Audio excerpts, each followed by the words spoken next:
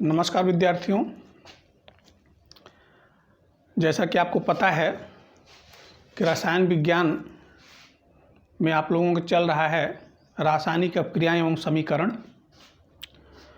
उसमें कुछ चीज़ें आपको पहले बताई गई हैं, जैसे रासायनिक अपक्रिया क्या है, रासायनिक अपक्रिया की विशेषताएं क्या हैं, रासायनिक अपक्रियाओं को उसमें जो अभिकारक होता है, जो उत्पाद होता है, सारी चीज़ें आपको बताई गई हैं पहले। आज हम चर्चा करेंगे कि रासायनिक अपक्रियाएं कितने प्रकार की होती हैं। तो रासायनिक अपक्रियाओं का वर्गीकरण, ये आज हमारा विषय है, इस पर हम चर्चा करेंगे। तो वर्गीकरण का मतलब तो आप जानते ही हैं। वर्गीकरण का क्या मतलब होता है? वर्गीकरण का मतलब होता है बांटना। किसी भी चीज़ को आप बांटते हैं, बांटने से पहले एक आधार तय किया जाता है कि किन आधारों पर हम इसका वर्गीकरण करेंगे। जैसे आपका क्लास में वर्गीकरण अभी लड़कों का करना हो तो ये ऐसे वर्गीकरण होगा कि कितने लोग ड्रेस में नहीं, कितने लोग ड्रेस में हो, ड्रेस के आधार पर कर दिया गया। हमने कहा कि कितने लोग इसी विद्यालय से पढ़ के आए हो, कितने दूसरे विद्यालय से आए हो, तो दूसरा वर्गीकरण हो गया। तो इस प्रकार से रासायनिक अपक्रियाओं को भी हम कई आधारों पर बांटते हैं। वो आधार कौन कौन से हैं?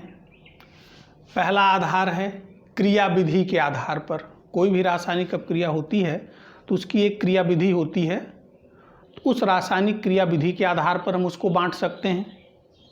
दूसरा जो वर्गीकरण है, रासायनिक अपक्रियाओं की विशेषता जब आपको बता रहे थे तो उसमें बताए थे कि रासायनिक अपक्रियाओं में ताप का परिवर्तन होता है, ये भी उसकी एक विशेषता है। तो उस विशेषता में आप देखिए ताप परिवर्तन के आधार पर भी हम बांट सकते हैं।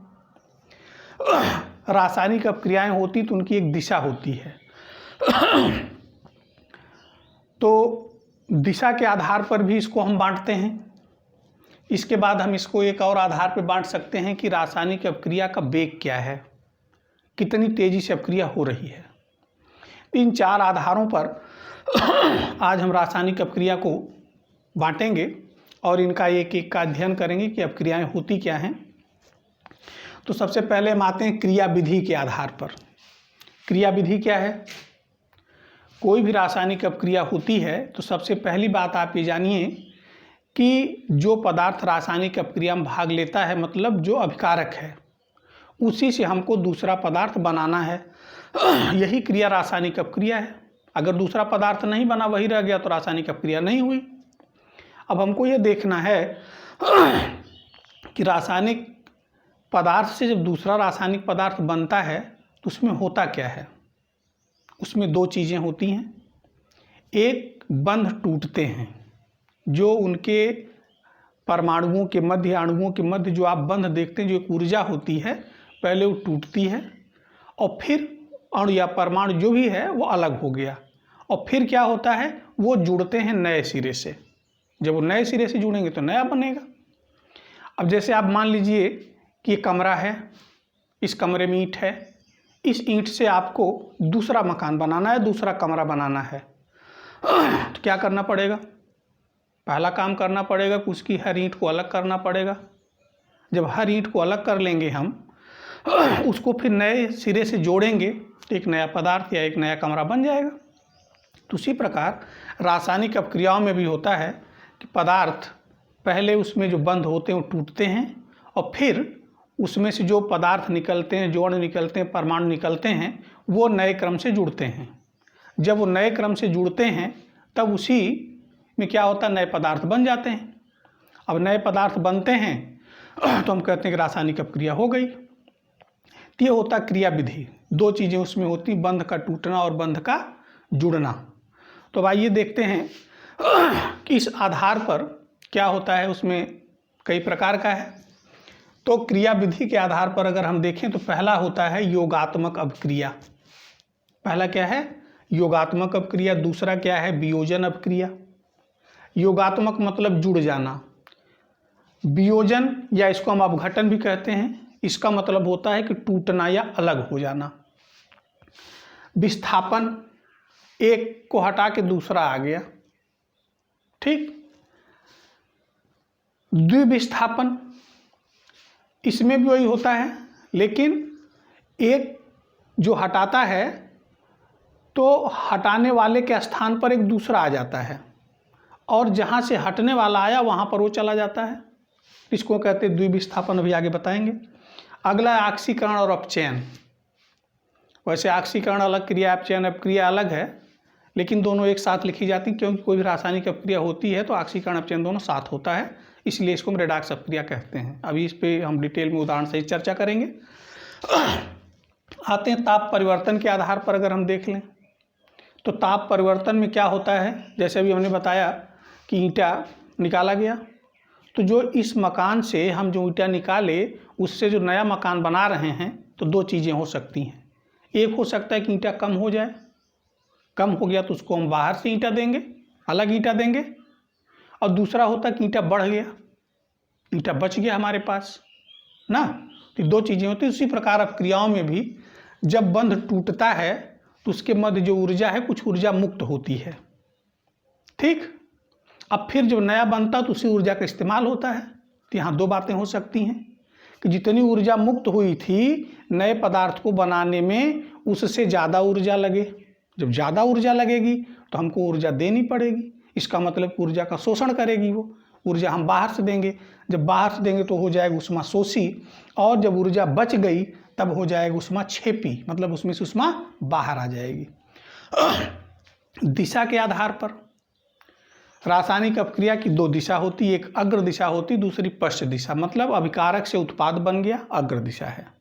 कुछ अपक्रियाएं होती हैं कि अभिकारक से सिर्फ उत्पाद बन जाता है, फिर वो वापस नहीं होता है। कुछ अपक्रियाएं ऐसी होती हैं कि जिन भौतिक कारकों से हम बनाते हैं, लगाते हैं जो भौतिक कारक उस पर, जैसे ताप हुआ या प्रकाश हुआ या विद्युत हुआ, जो भी भौतिक कारक उस पर हम लगाएंगे, लगा दिए तो अभिकारक तो उत्पाद में बदल गया, लेकिन जब वो कारक हम हटा लेंगे तो उत्पाद फिर अपकारक में आ जाएगा।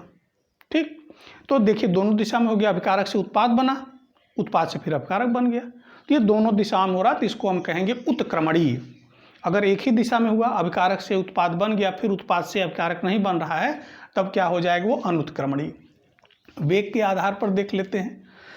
वेग के आधार पर अगर हम रासायनिक अपक्रिया को देखें तो हम देखते हैं तो कुछ अपक्रियाएं होती हैं कि बहुत तेज होती हैं, हमको पता ही नहीं चलता, मतलब कि सेकंड के 1/1000वें भाग से कम समय में हो जाती हैं, उसके वेग का निर्धारण नहीं कर सकते हम। कुछ होती मंद अपक्रियाएं, मंद अपक्रियाएं होती कुछ मिनटों से कुछ घंटों में हो जाती हैं, उनका हम क्या करते हैं, वेग का निर्धारण कर लेते हैं। कुछ हैं अति मंद, इतनी मंद होती हैं कि वर्षों लग जाता है। जैसे लोहे में जंग लगना, लोहा ले आकर रख दो और ऐसे लगते रहो, उसमें देखते रहो कि कब जंग दिखाई पड़ेगा, नहीं दिखाई पड़ेगा। तो अपक्रिया बहुत धीमी है। तो वेग के आधार पर भी हम इसको बांटते हैं। अब आइए हम एक एक अपक्रिया के बारे में इधर चर्चा करते हैं। पहले यहाँ से शुरू करते हैं।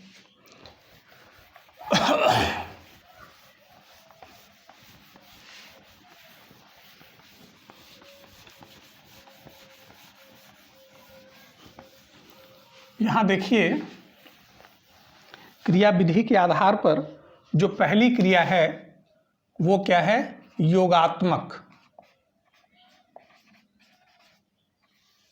अभिक्रिया।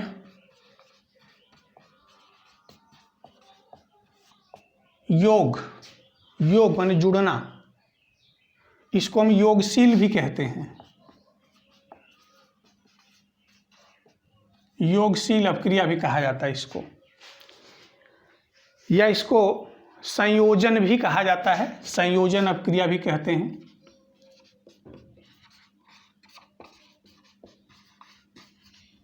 ठीक।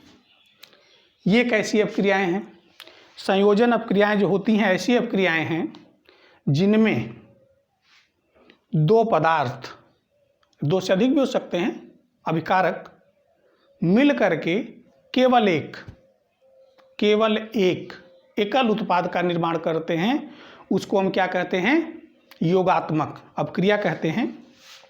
कि जिन अपक्रियाओं में दो या दो से अधिक अभिकारक मिल करके केवल एक उत्पाद का निर्माण करते हैं उसको हम क्या कहते हैं, योगात्मक अपक्रिया। जैसे मान लेते हैं एक है अभिकारक ए है, दूसरा क्या है बी है, इन दोनों ने मिल करके केवल एक उत्पाद बनाया क्या, सी। देखिए दो मिले और एक ही बना, यहाँ पे दोनों क्या हुए, जुड़ गए। इसको अगर सी ना समझ में आए तो इसको ऐसे समझ लीजिए, ए भी बन गया, ठीक, दोनों जुड़ गए। इसके बाद और भी उदाहरण आप इसके देखिए, जैसे CaO क्या है, कई बार आया, इसके पहले भी आया है, कैल्शियम ऑक्साइड है। इसमें हम क्या करते हैं, पानी मिला देते हैं, क्या बन गया, CaOH। कैल्शियम माने चूना पानी में मिलाया गया, दो था यहाँ पे, एक चूना था दूसरा पानी था, ये दोनों मिल करके क्या बना दिए, बुझा हुआ चूना या कैल्शियम हाइड्रोक्साइड बना दिए।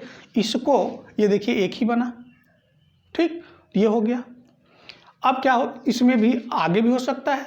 अब इससे हम घर की रंगाई कर देते हैं। अब देखिए काफ़ी दिन के बाद क्या होता है, वायुमंडल की कार्बन डाइऑक्साइड है, इससे क्रिया करती है। वैसे भी चूने के पानी में अगर हम कार्बन डाइऑक्साइड प्रवाहित कर दें तो कैल्शियम कार्बोनेट बन जाता है। क्या हो गया, ये देखिए ये दोनों क्या हुए, एक में जुड़ गए और जुड़ करके क्या बना दिए, कैल्शियम कार्बोनेट बना दिए ना। तो ये क्या हो रहा है, यहाँ पे योग हो रहा है, संयोजन हो रहा है। तो इस अपक्रिया को हम क्या कहते हैं, योगात्मक अपक्रिया या योगशील अपक्रिया। कहने का मतलब जब दो या दो से अधिक अभिकारक मिल करके केवल एक उत्पाद का निर्माण करते हैं तब उसको हम क्या कहते हैं, योगात्मक अपक्रिया कहते हैं। और उदाहरण ले लेते हैं, जैसे आप एथिलीन का नाम सुने होंगे, ठीक है, ये देखिए जुड़ करके क्या बना देता है, एथेन बना देता है, ये हाइड्रोजन इसमें जुड़ गया। तो ये देखिए इसमें जितने भी अभिकारक हैं वो सब क्या हैं, मिल करके एक यौगिक का निर्माण कर रहे हैं। तो ऐसी अपक्रियाओं को हम क्या कहेंगे, योगात्मक अपक्रिया या योगशील अपक्रिया या संयोजन अपक्रिया इसका नाम दिया जाता है। समझ में आया, चलिए नोट कर लीजिए। अगली अपक्रिया जो है वो क्या है, यहाँ तो योग हुआ भाई, योग हुआ है तो योग के बाद क्या हो सकता है, अलग भी हो सकते हैं। क्या हो सकते हैं, अलग हो सकते हैं। तो दूसरी अपक्रिया हमने क्या लिखा था, वियोजन, या इसको हम अपघटन भी कह लेते हैं। थोड़ा अंतर है, अभी अंतर आएगा तो हम बता देंगे क्या अंतर है, कैसे आप समझ जाएंगे। इसका मतलब होता है टूटना या अलग होना, ठीक। यहाँ भी इसके पहले आप देखिए दो मिलकर के एक बना रहे थे। यहाँ क्या हो रहा है कि यहाँ जैसे मान लेते हैं ये है, ये यहाँ पे दो पदार्थ बना दिए। एक पदार्थ हमारे पास था ए बी, और ये ए बी पदार्थ जो था ये क्या हुआ, ये अलग हो गया, दो भागों में बंट गया, दो नए यौगिक बन गए, दो नए पदार्थ बन गए। तो ये क्या हो गया, वियोजन या अपघटन हो गया, ठीक है। इसमें वियोजन जो होता है, अब यही देख लेते हैं वियोजन और अपघटन में अंतर क्या है, ठीक, अपक्रियाएं आती रहेंगी। वियोजन जो होता है उत्क्रमणीय होता है। अभी उत्क्रमणीय अपक्रिया बताए थे हम। उत्क्रमणीय मतलब दोनों दिशा में चलता है। इसका सीधा सा उदाहरण लेते हैं, पानी, ठीक। पानी पर हमने एक भौतिक कारक लगाया, ऊष्मा, हमने इसको क्या कर दिया, ऊष्मा दे दिया, तो ये क्या बन गया, वाष्प बन गया, ठीक, बन गया नया पदार्थ। पदार्थ तो नया नहीं बना, भौतिक अपक्रिया है, लेकिन हम आपको समझाने के लिए इसको बता रहे हैं। बाकी इसके रासायनिक उदाहरण हम देंगे समझाने के लिए। देखिए अब ये हमने एक यहाँ पे कारक ये लगाया था, भौतिक कारक ऊष्मा। अब इस भौतिक कारक को आप हटा लीजिए, नहीं हटाएंगे तब भी वाष्प क्या होगी, धीरे धीरे ठंडी हो जाएगी। तो जो हमने ऊष्मा दिया तो ऊष्मा क्या हुई, हट गई, तो वाष्प क्या होता है, फिर पानी में बदल गया, ठीक। देखिए अभिकारक किस में बदला, उत्पाद में, किसके कारण, ऊष्मा के कारण। ऊष्मा हट गई, उत्पाद क्या हुआ, अभिकारक में बदल गया। तो अगर इस प्रकार की अपक्रिया है जिसमें अभिकारक जो है कोई भौतिक कारक लगाने पर ऊष्मा उत्पाद में बदल रहा है और उस भौतिक कारक के हट जाने पर वो पुनः अभिकारक में बदल जाए, तब उसको हम कहेंगे वियोजन। और इस अपक्रिया का नाम हो जाता है उत्क्रमणीय। ऐसे आप पहचानिए, 2 तीर इसमें लगता है, हाफ एरो इधर, हाफ एरो इधर। और अपघटन, अपघटन में क्या होता है कि अभिकारक से उत्पाद बन गया, फिर वो उत्पाद से अभिकारक में नहीं आएगा। इसका भी हम आपको एक बहुत सिंपल उदाहरण आपको दे रहे हैं, दूध। ठीक, दूध से क्या बन गया? दही ना। आप उसमें आग लगाते हो, थोड़ा गर्म करते हो, उसमें कुछ और डालते हो तो हो गया दही। अब बताओ कि क्या जब वो ठंडा हो जाएगा तो फिर वो दही दूध में बदलेगा? नहीं बदलेगा। मतलब ये एक दिशा में हुई। जब ये क्रिया एक दिशा में हुई तो ये क्या हो गई? अनुत्क्रमणीय। ये दोबारा वापस नहीं आएगा, इसलिए इसको हम क्या कहेंगे? अपघटन। ठीक, तो अभी और एग्जाम्पल हम आपको दे रहे हैं। ठीक, वियोजन क्या है? एक उत्क्रमणीय अपक्रिया है, अर्थात जिस भौतिक कारक को लगाने से अभिकारक जो हुआ उत्पाद में बदला, उसी भौतिक कारक को हटा लेने पर वह पुनः आ जाता है किसमें? अभिकारक में। ठीक, तो ये क्या हो जाएगा? उत्क्रमणीय हो जाएगा। अब वियोजन हुआ ये, अपघटन में ऐसा नहीं होता है। अपघटन में एक बार टूट करके कोई पदार्थ बना दिया तो फिर दोबारा वापस नहीं बनेगा। इसमें देखिए एग्जाम्पल जैसे है फास्फोरस पेंटाक्लोराइड PCl5। नाम जानते हैं फास्फोरस पेंटाक्लोराइड? सूत्र याद है? ठीक है, हम आपको एक दिन बताएंगे कि सूत्र कैसे हम बनाते हैं। ठीक है, जैसे लिख दिया गया PCl5 तो इसको हम क्या पढ़ेंगे, या बोल दिया गया फास्फोरस पेंटाक्लोराइड तो आप उसको लिखेंगे कैसे, बताएंगे। इसको क्या करते हैं? हम गर्म करते हैं, ये टूटता है। फास्फोरस ट्राइक्लोराइड में PCl3 + Cl2 टूट गया। देखिए वियोजन हुआ कि नहीं? एक पदार्थ कितने पदार्थों में टूट गया? 2। जब कोई एक पदार्थ 2 या 2 से अधिक पदार्थों में टूटता है तो इस अपक्रिया को हम वियोजन या अपघटन कहते हैं। वियोजन अपघटन कुछ भी हम कहें, आप उसको समझिएगा कि उत्क्रमणीय और अनुत्क्रमणीय इसी के आधार पर उसका नाम हो जाएगा। तो ये फास्फोरस पेंटाक्लोराइड बदल गया फास्फोरस ट्राइक्लोराइड और क्लोरीन में। तो ये क्या हुआ? ये देखिए एक पदार्थ 2 में बन गया गर्म करने पर। अब जैसे ठंडा होगा ये फिर क्या होगा? फास्फोरस पेंटाक्लोराइड में बदल जाएगा। देख रहे हैं? तो ये वियोजन की अपक्रिया हो गई। ठीक, दूसरा उदाहरण लेते हैं, अमोनियम क्लोराइड। नौसादर का नाम आप सुने होंगे, NH4Cl।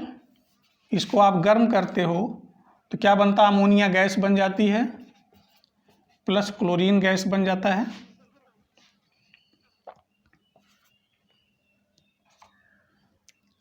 ठीक ना।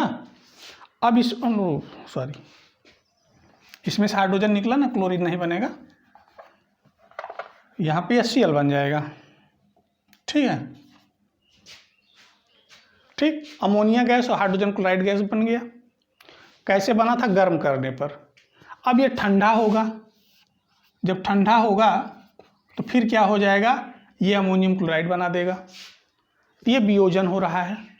तो इस प्रकार ये अपक्रिया क्या है? वियोजन है। अब इसको हम कह सकते हैं प्रयुक्त भौतिक जो कारक है उसके आधार पर इसको हम 3 भागों में बांट सकते हैं। जो भौतिक कारक हम लगा रहे हैं उसके आधार पर, भौतिक कारक क्या है? हम इसको ऊष्मा दे सकते हैं, गर्म कर सकते हैं। दूसरा प्रकाश हो सकता है, और तीसरा वैद्युत वियोजन या वैद्युत अपघटन भी होता है। किसी पदार्थ का जलीय विलयन बना के उसमें विद्युत धारा प्रवाहित कर दीजिए तो अपने आयनों में टूट जाता है या अपने अलग अलग भागों में टूट जाता है। तो ये 3 भौतिक कारक का प्रयोग हम करते हैं। इन्हीं के आधार पर उनको हम क्या कहते हैं? अगर ऊष्मा से किए तब उसको हम कहेंगे ऊष्मीय वियोजन या ऊष्मीय अपघटन। ठीक, अगर प्रकाश से हुआ तो हम कहेंगे प्रकाशीय अपघटन या प्रकाशीय वियोजन। अगर वो विद्युत धारा प्रवाहित करने पर हुआ तब उसको हम विद्युत वियोजन या वैद्युत अपघटन कहेंगे। ठीक है, और वियोजन और अवघटन में अंतर आप जान ही गए। अब आइए इनका हम उदाहरण देख लेते हैं। जैसे ऊष्मीय वियोजन का आप यहीं देख लीजिए, लिखे हुआ है, ठीक है। ये क्या है, ऊष्मा के द्वारा हो रहा है। ये कौन सा वियोजन हो जाएगा, ऊष्मीय वियोजन। अब इसको हम वियोजन कहेंगे, अवघटन नहीं कहेंगे। क्यों, क्योंकि ये उत्क्रमणीय है, उत्क्रमणीय है तो वियोजन है, इसलिए इसका नाम क्या पड़ा, ऊष्मीय वियोजन, ठीक है। अगर ऊष्मीय अवघटन की बात हम करें तो आइए ऊष्मीय अवघटन भी देख लेते हैं। जैसे है कैल्शियम कार्बोनेट, इसको आप गर्म कर देते हो, कैल्शियम ऑक्साइड प्लस CO2 बन गया। क्या है, अब ये तो फिर ठंडा होकर के नहीं बनाएगा, इसका मतलब कि अवघटन हुआ ये ना। अब इसमें ये जो अवघटन हुआ किसके द्वारा हुआ, ऊष्मा के द्वारा हुआ, इसलिए इसको हम क्या कहेंगे, ऊष्मीय अवघटन कहेंगे, ठीक है। तो इसी प्रकार दूसरा भी आप ले सकते हो। जैसे MgCO3 ले लीजिए, क्या बन गया, MgO बन गया प्लस CO2 बन गया, ठीक है, गर्म करने पर, ठीक। तो ये क्या हुआ, वियोजन हुआ, अवघटन हुआ। दोनों बातें आपको, दोनों एग्जाम्पल दिया गया। अगर यही तीर इधर भी होता तब वियोजन कहते, और केवल एक दिशा में है तब क्या है, अवघटन है। एक ही पदार्थ से दो अलग पदार्थ बन रहे हैं, मतलब अवघटन हो रहा है, वियोजन हो रहा है, अलग हो रहे हैं, टूट रहा है कि नहीं। इसके बाद आते हैं विद्युत का, देख लेते हैं। विद्युत वियोजन का एक एग्जाम्पल देखिए, नमक, ठीक है। इसका आप एक्वस सॉल्यूशन ले लीजिए, माने जलीय विलयन। इसमें आप क्या करिए, विद्युत धारा जब प्रवाहित करते हैं तो क्या होता है, ये बन जाएगा 2Na + Cl2, ठीक। अब वो अलग बात है कि आयनों में टूटेगा, फिर आयन इलेक्ट्रॉन का करेगा, तो जब आयनन पढ़ाएंगे तब उसमें बताएंगे कैसे होगा। लेकिन ये जानिए कि जब इसका हम अवघटन करते हैं ब्राइन का, माने इसके नमक के गाढ़े घोल का, तो ये इस तरह से क्लोरीन गैस भी प्राप्त होती है और ये सोडियम बनता है। सोडियम फिर है पानी से क्रिया करेगा, NaOH बनाएगा, जब बनाएगा तो, ठीक। तो ये देखिए यहाँ पर क्या हुआ, NaCl था, इसका विद्युत जलीय विलयन, और जलीय विलयन में क्या हुआ, जब विद्युत धारा प्रवाहित की गई तो क्या हो गया, दो भागों में ये टूट गया, ठीक है। इसमें आप दूसरा विद्युत अवघटन बहुत ले सकते हैं, किसका, जल का, पानी है, इसका जब आप विद्युत अवघटन करते हो तो क्या बन जाता है, 2H2 + O2 बन जाता है। विद्युत धारा, ये क्या है, विद्युत धारा उसमें प्रवाहित कर रहे हैं, मतलब ये अलग से हम भौतिक कारक उसको दे रहे हैं। तो इसके द्वारा अवघटन हुआ कि इसका पानी का किस में हो गया, हाइड्रोजन गैस और ऑक्सीजन गैस में हो गया। तो ये क्या हुआ, ये अपघटन हो गया, ठीक है। अब इसके बाद आते हैं प्रकाशीय वियोजन। प्रकाशीय वियोजन में देख लेते हैं या प्रकाशीय अपघटन। जैसे 2AgCl है, ठीक। इसको, इसमें जब प्रकाश पड़ता है, सूर्य का प्रकाश पड़ता है तो क्या होता है, ये सिल्वर अलग हो जाता, क्लोरीन अलग हो जाता। देखिए दो भाग में बटा कि नहीं, दो में बटा तो वियोजन या अवघटन, ठीक। इसके बाद जैसे AgBr है, इसमें प्रकाश पड़ता है, सिल्वर ब्रोमाइड है ये, ठीक। तो ये क्या हो जाएगा, 2Ag और + Br2, ये गैस है, ठीक, ब्रोमीन गैस बन गई। तो यहाँ पे क्या हुआ, ये वियोजन या अपघटन की प्रक्रिया हो रही है यहाँ पे। तो ये हुआ विद्युत के द्वारा, आप देख रहे हैं, नहीं प्रकाश के द्वारा हो रहा है ये, विद्युत इसके पहले देखे। प्रकाश वैसे पड़ता है, जैसे आप सुने होंगे क्लोरोफार्म का, सुने होंगे, हाँ, चर्चा में ऐसे क्लोरोफार्म को हम रंगीन बोतल के भीतर रखते हैं, नहीं तो खराब हो जाता है ना, जिस पे प्रकाश पड़ता है तो क्लोरोफार्म क्या होता है, टूट करके वो बेकार हो जाता है। तो इस तरह से बहुत सारी क्रियाएं हैं जिनको आप इस तरह से वियोजन कह सकते हैं। और वियोजन में लगने वाले जो कारक हैं, जिन कारकों के द्वारा वियोजन या उनका टूटने का जो प्रोसेस है हो रहा है, उसके आधार कारक के आधार पर इनको हम ऊष्मीय वियोजन या ऊष्मीय अपघटन भी कह सकते हैं। इसको वैद्युत वियोजन या वैद्युत अपघटन भी कह सकते हैं, या इसको हम क्या कह सकते हैं, इसको प्रकाश के द्वारा हुआ तो प्रकाशीय वियोजन या प्रकाशीय अपघटन इसको हम कह सकते हैं। इसको अभिकारक और इसका उत्पाद के बारे में अब आप ये जान ही रहे हो कि अभिकारक एक है, उत्पाद यहाँ पे 2 बन रहा है। तो इस प्रकार से अगर होता है तब इसको हम क्या कहेंगे, वियोजन या अपघटन। अपघटन वियोजन का अंतर जान गए हैं आप। इसके बाद अगली जो क्रिया है विस्थापन। क्या है, विस्थापन। विस्थापन का मतलब क्या होता है, विस्थापन का मतलब होता है हटा देना।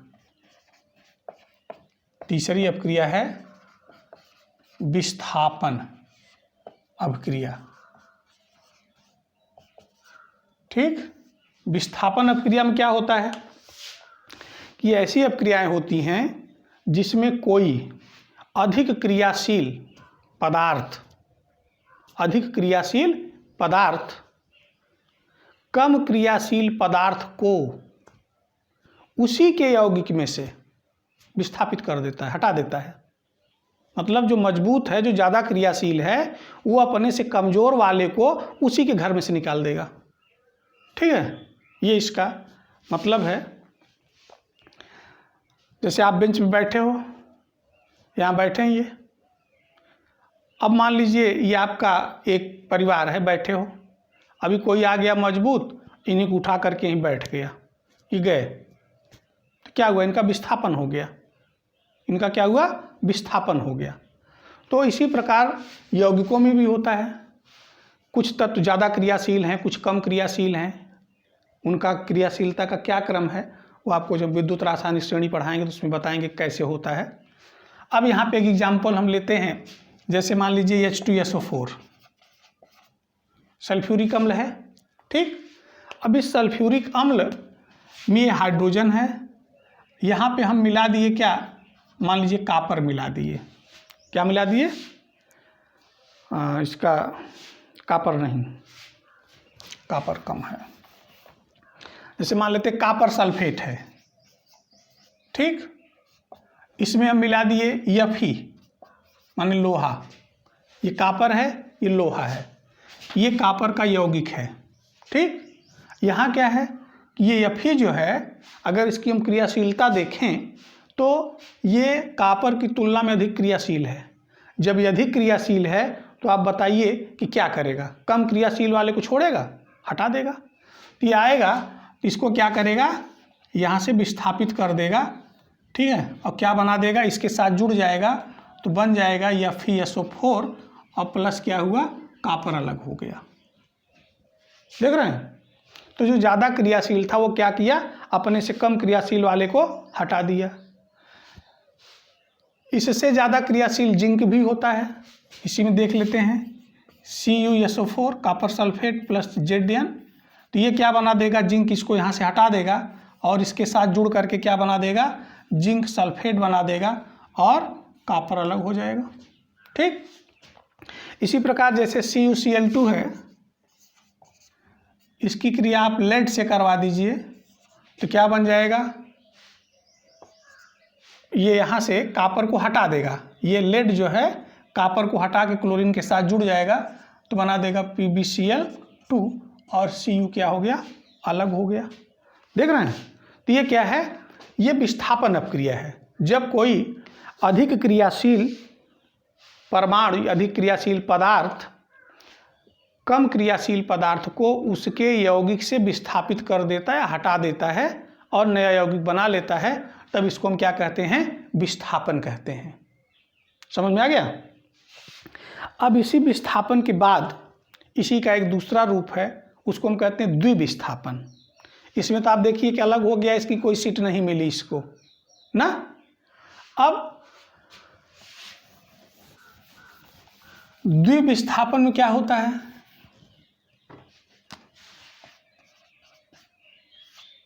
द्विविस्थापन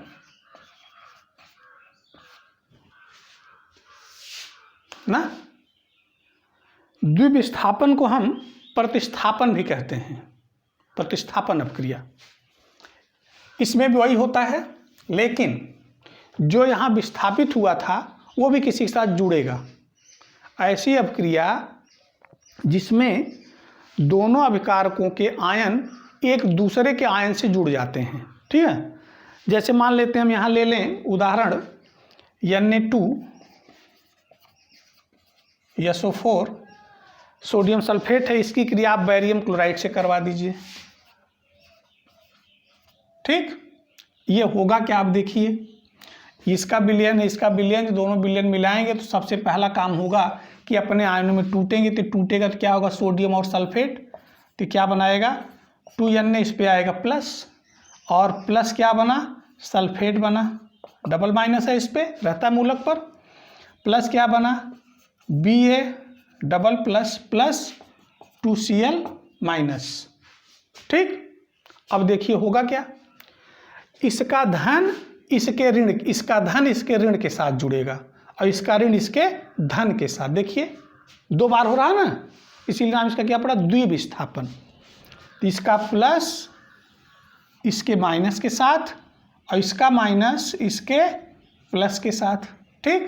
तो अब इसको और इसको आप जोड़ेंगे तो क्या बनेगा, 2NaCl बना ना, और प्लस ये बैरियम और सल्फेट क्या बना देगा, बैरियम सल्फेट बना देगा, ठीक। तो ऐसी अपक्रियाएं जिसमें अभिकारकों के मध्य जो होता है आयनों का आदान प्रदान हो जाए, अभिकारकों के मध्य आयनों का आदान प्रदान। यहाँ पे 2 अभिकारक था, सोडियम सल्फेट और बैरियम सल्फेट, इनके मध्य क्या हुआ, इनके मध्य देख रहे हैं आयनों का, इसके धन के साथ इसका ऋण आ गया और इसके धन के साथ इसका ऋण चला गया, ठीक।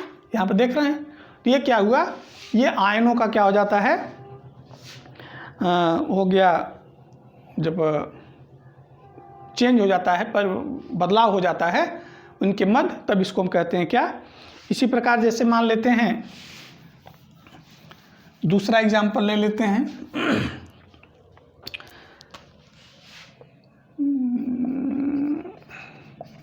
हो गया, इसकी क्रिया आप करवा दीजिए सल्फ्यूरिक अम्ल से, ठीक। ये हो गया।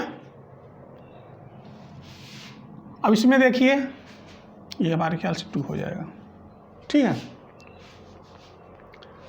ये टूटेगा, ये विलयन जो मिलाएंगे टूटेगा, अपने आयनों में टूटेंगे और टूट करके क्या बनेगा, इसमें देखिए पहले क्या बनाएगा, ये बनाएगा 2Na plus plus 2OH minus, तो ये क्या बनाएगा प्लस 2H प्लस और प्लस SO4 डबल माइनस, ठीक। अब होगा क्या, इसका प्लस इसके माइनस के साथ और इसका माइनस इसके प्लस के साथ, ठीक। तो हो क्या जाएगा, अब ये 2Na और SO4 जुड़ेगा, तो इस पर 1 प्लस है तो 2 है तो 2 प्लस हो गया, उदासीन हो गया, और क्या हो जाएगा, यौगिक के रूप में आएगा, तो Na2SO4, इसका मतलब यहाँ पे क्या बना, सोडियम सल्फेट बन गया। अभी क्या था, ये हाइड्रोजन सल्फेट यानी सल्फ्यूरिक अम्ल था, अब क्या हो गया, Na2SO4 हो गया। अब ये क्या बना, 2H प्लस है और 2OH माइनस है, तो 2 प्लस 2 माइनस कट गया। अब क्या बना, हाइड्रोजन कितना हो गया, 2 यहाँ 4, ठीक। 4 हाइड्रोजन और 2 ऑक्सीजन से क्या बनेगा, H2O। अब यहाँ हाइड्रोजन अभी कम है, ऑक्सीजन भी एक ही है, तो यहाँ 2 कर दीजिए, ठीक। तो ये चीज़ें हम आपको बताएंगे रासायनिक समीकरण में किसको हम कैसे करते हैं। तो आप ये समझिए, देखिए इसमें 2 था और इन दोनों के मध्य क्या हुआ, आयनों का आदान प्रदान हो गया, आयनों का परिवर्तन हो गया, तो ये अपक्रिया क्या हो गई, द्विअवघटन अपक्रिया हो गई। समझ में आया, तो इसको हम कहेंगे द्विअवघटन या प्रतिस्थापन अपक्रिया कहते हैं। अब अगला है ऑक्सीकरण और अपचयन। वैसे ऑक्सीकरण अपचयन दोनों हम देखें तो 2 क्रियाएं हैं, लेकिन किसी रासायनिक अपक्रिया में जब ऑक्सीकरण होता है तो अपचयन भी होता है, बिना ऑक्सीकरण के अपचयन नहीं होगा, इसलिए दोनों को हम जोड़ करके बोलते हैं ऑक्सीकरण अपचयन अपक्रिया, या इसको हम कहते हैं रेडॉक्स अपक्रिया। ठीक है, तो ऑक्सीकरण अपचयन में क्या होता है? ऑक्सीकरण अपचयन अपक्रिया, या इसको हम कहते हैं रेडॉक्स रिएक्शन, रेडॉक्स अपक्रिया। ऑक्सीडेशन का मतलब होता है ऑक्सीकरण, रिडक्शन का मतलब होता है अपचयन, तो उसका ऑक्सी और इसका रिडक्शन, ऑक्सीडेशन और रिडक्शन को जोड़ देते हैं, क्या बन जाता है? रेडॉक्स रिएक्शन कहते हैं। चलिए जब आएगा ऑक्सीकरण अपचयन डिटेल में तो पढ़ाएंगे। इसमें क्या होता है? ऑक्सीकरण का मतलब ऑक्सीजन का जुड़ना, ठीक। ऑक्सीकरण का मतलब ऑक्सीजन का बढ़ना या जुड़ना। पहली बात कि जब किसी पदार्थ में ऑक्सीजन की मात्रा बढ़ती है तब इसको हम क्या कहते हैं? ऑक्सीकरण कहते हैं, ठीक है। जैसे कार्बन है, इसमें ऑक्सीजन जुड़ गया, क्या बन गया? CO2 बन गया। तो यहाँ कार्बन का क्या हो गया? ऑक्सीकरण हो गया, इस क्रिया को हम क्या कहेंगे? ऑक्सीकरण कहेंगे, ठीक है। जैसे कॉपर है, ऑक्सीजन जुड़ गया, क्यूप्रिक ऑक्साइड बन गया, ठीक है। क्या बन गया? क्यूप्रिक ऑक्साइड बन गया। तो यहाँ कॉपर में ऑक्सीजन बढ़ रहा है कि नहीं बढ़ रहा है? जुड़ रहा है कि नहीं जुड़ रहा है? तो इसको हम क्या कहेंगे? ऑक्सीकरण। अब ऑक्सीकरण सिर्फ यही नहीं है, और है, क्या है? हाइड्रोजन का निकलना, हाइड्रोजन का निकलना। अगर इससे हाइड्रोजन निकल रहा है, हाइड्रोजन कम हो रहा है, तो ये भी क्या हो जाएगा? ऑक्सीकरण हो जाएगा, ठीक। दूसरा है हाइड्रोजन का कम होना या निकलना, ये भी क्या कहलाएगा? ऑक्सीकरण कहलाएगा, ठीक है। और बातें हैं, इलेक्ट्रॉन को त्यागना ऑक्सीकरण कहलाता है, ठीक है। धनायन बनाना ऑक्सीकरण क्रिया कहलाता है। तो इसमें देखिए जैसे H2S है, क्या है? H2S है, हाइड्रोजन सल्फाइड। इसकी क्रिया आप मान लेते हैं किसी गैस जैसे हैलोजन ब्रोमीन से करा देते हैं, ठीक है ना। तो ये क्या करेगा? हाइड्रोजन का कम होना, ठीक है। तो हाइड्रोजन कम का मतलब हाइड्रोजन वहाँ से निकलेगा, और ये हाइड्रोजन सल्फर के साथ अभी है ना, तो सल्फर के साथ जो हाइड्रोजन है ये निकल जाएगी, मतलब सल्फर साथ हाइड्रोजन कम हो जाएगी। तो ये क्या बना देगा?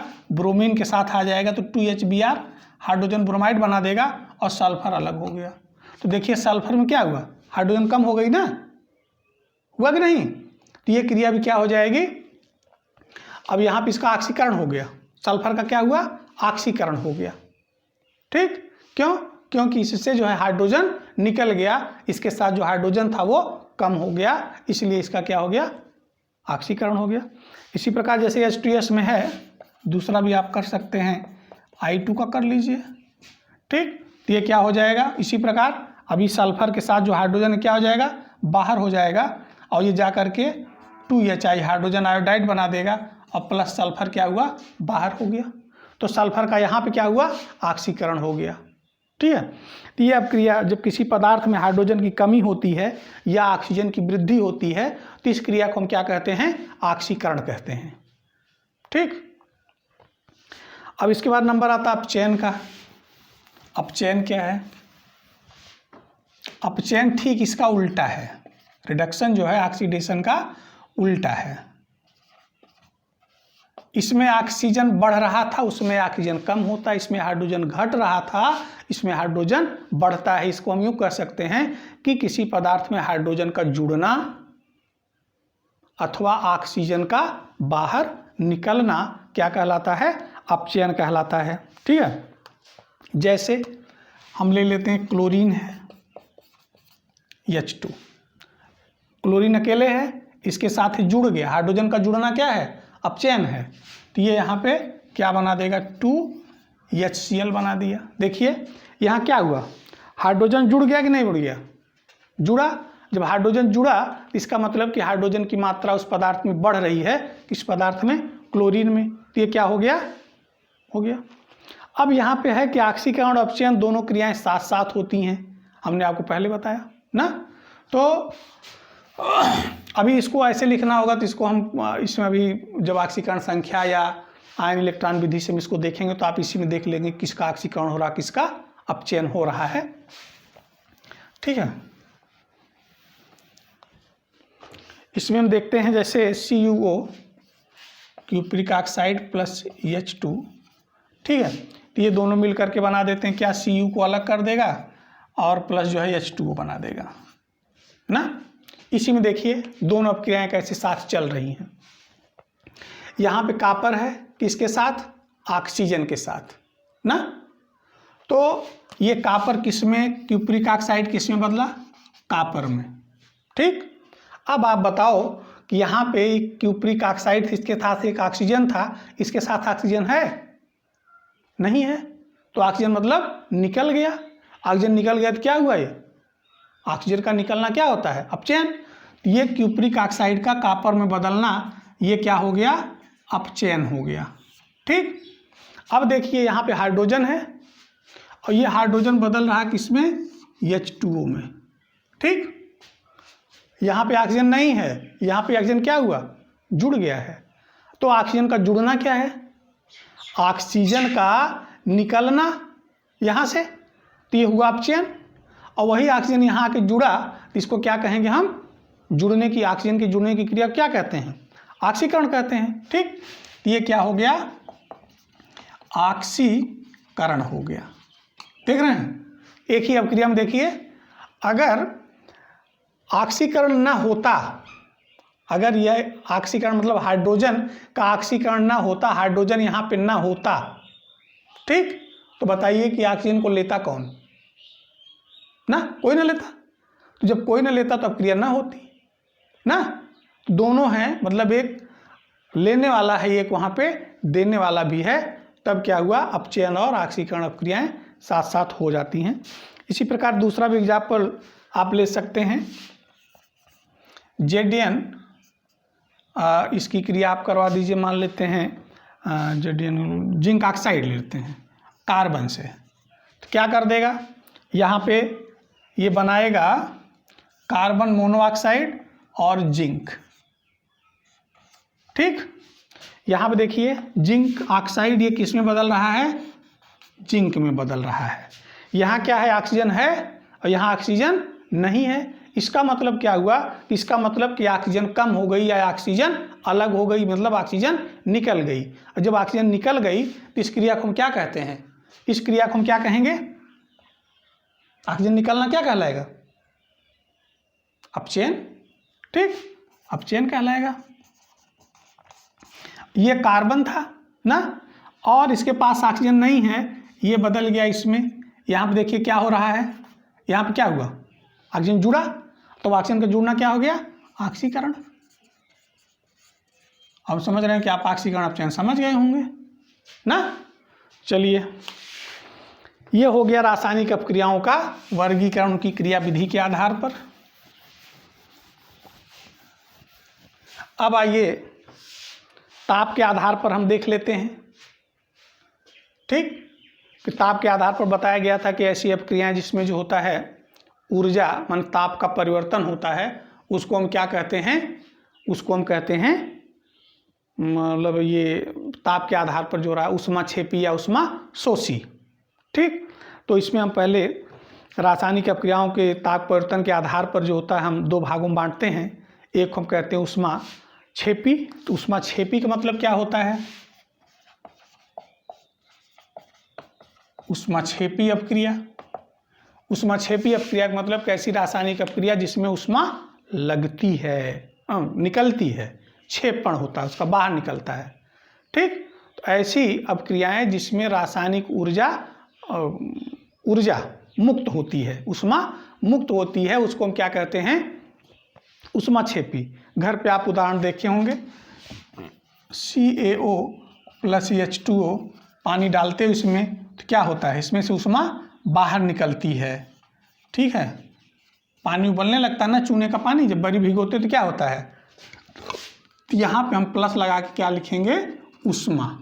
ठीक, इसका मतलब ये हुआ कि इन दोनों की क्रिया से यह पदार्थ बना और ऊष्मा मुक्त हुई तो ऐसी जो क्रियाएं होती हैं जिसमें क्या होता है, ऊष्मा निकलती है, उसको हम क्या कहते हैं, ऊष्माक्षेपी। जैसे मान लेते हैं N2 नाइट्रोजन है, इसकी क्रिया हाइड्रोजन से करवाते हैं तो क्या होता है, अमोनिया बनती है। ठीक है, इसमें भी क्या होता है, ऊष्मा मुक्त होती है।